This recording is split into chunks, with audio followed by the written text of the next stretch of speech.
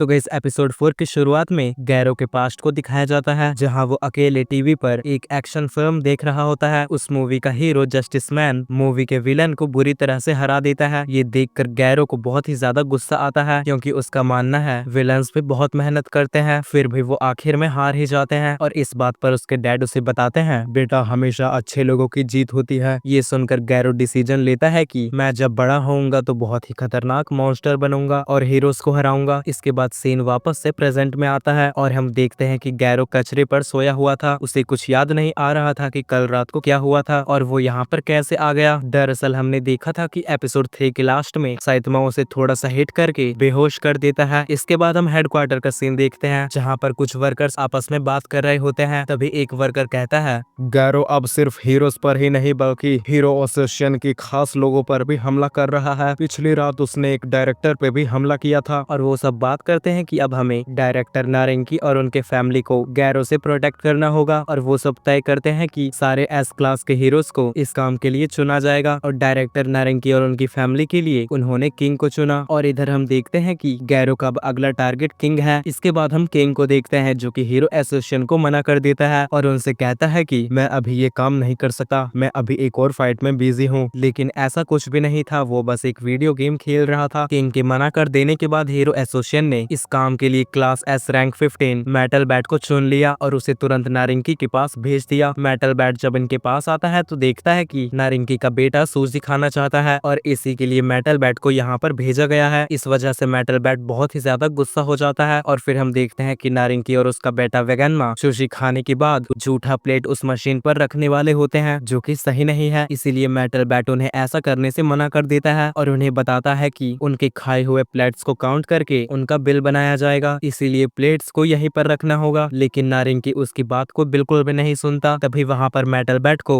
उसकी छोटी बहन का कॉल आता है और उसकी बहन उस पर चिल्लाने लगती है कि आज मेटल बैट को उसे शॉपिंग पर ले जाना था, लेकिन वो अभी तक घर भी नहीं आया। मेटल बैट उससे कहता है कि जब मैं घर आऊंगा तो हम जरूर शॉपिंग पे चलेंगे। और वो जैसे ही अपनी बहन से बात करके हटता है तो वो देखता है कि नारिंकी के बेटे वेगनमा को एक मॉन्स्टर जिसका नाम जूनियर सेंटीपीड है, उसने उसे पकड़ लिया है और उसके साथ उसका एक साथी मॉन्स्टर मोहिकन भी है। पहले तो मेटल बैट को लगता है कि ये दोनों मॉन्स्टर्स गैरो के साथ आए हैं, इसीलिए वो उन्हें मारने के लिए तैयार हो जाता है। और वहीं दूसरी तरफ हम देखते हैं कि साइतमा सुपर फाइट टूर्नामेंट वाली जगह पर आया होता है, जिसका टिकट उसे चेरेंको ने दिया था। और जब वो वहाँ पर एंटर करता है तो वहाँ की स्टाफ उससे उसका लड़ने का तरीका पूछती है, लेकिन इस चीज के बारे में साइतमा को बिल्कुल भी नहीं पता था, इसीलिए वो वहाँ पर कुछ भी लिखकर अंदर आ जाता है। रूम में आने के बाद वो कुछ पढ़ने लगता है, लेकिन तभी हम देखते हैं कि एक आदमी दरवाजा खोलते हुए कहता है, ओए तुम चेरेंको हो ना। साइतमा घबरा जाता है कि अगर इसने मुझे देख लिया तो ये पहचान जाएगा कि मैं चेरेंको नहीं हूँ और उसके जैसा बनकर मैं यहाँ पर आया हूँ। इसके बाद हम देखते हैं कि वो आदमी साइतमा के पास आकर बैठ जाता है और इसका नाम सोरफेस होता है। और चेरेंको तुम मुझे भूले तो नहीं ना। इसके बाद हम एक हॉस्पिटल का सीन देखते हैं, जहाँ पर हम चेरेंको को देखते हैं और वो सोचने लगता है कि कहीं साइतमा ने उस कंपटीशन में हिस्सा ना ले लिया हो, वरना उसकी हड्डी पसली एक हो जाएगी। तभी हम देखते हैं कि वहाँ पर मूवमेंट राइडर आ जाता है और इसकी सारी बातों को सुन लेता है। वो चेरेंको से पूछता है, क्या तुम साइतमा को जानते हो? और हम वापस से इधर देखते हैं कि सोरफेस साइतमा को चेरेंको समझ रहा होता है और वो उसे बताता है कि मेरा कंपटीशन में हिस्सा लेने का बस 2 ही मकसद है। पहला, मैं मार्शल आर्ट का चैंपियन बनना चाहता हूँ, बिल्कुल वैसा जैसा कि मास्टर बैंग बने थे। और दूसरा वुल्फमैन की वजह से, क्योंकि वो इससे पहले चैंपियन बना था और उसने सबको हरा दिया था। लेकिन कंपटीशन खत्म होने के बाद सबको पता चलता है कि असली वुल्फमैन तो बेहोश होकर एक लॉकर में पड़ा था और फिर यहाँ पर फेक नाम से एंट्री लेने वाले पर बैन लगा दिया गया है और अगर कोई ऐसा करता है तो उस पर फाइन लगाया जाएगा और शायद उसे हमेशा के लिए बैन भी किया जा सकता है और जेल में भी डाला जा सकता है। ये सब सुनकर साइतमा को पसीने आने लगते हैं। सोरफेस आगे बताता है कि उसने बाद में फाइट का वीडियो भी देखा था और उसके फाइट करने के तरीके से उसे पता चल गया था कि वुल्फमैन की जगह पर कोई और नहीं बल्कि गैरो था। और तभी हम गैरो को देखते हैं, जो कि उसी बच्चे के पास आता है जो पार्क में बैठकर हीरोज पर लिखी हुई बुक पढ़ता है। गैरो उससे उसकी बुक मांगता है,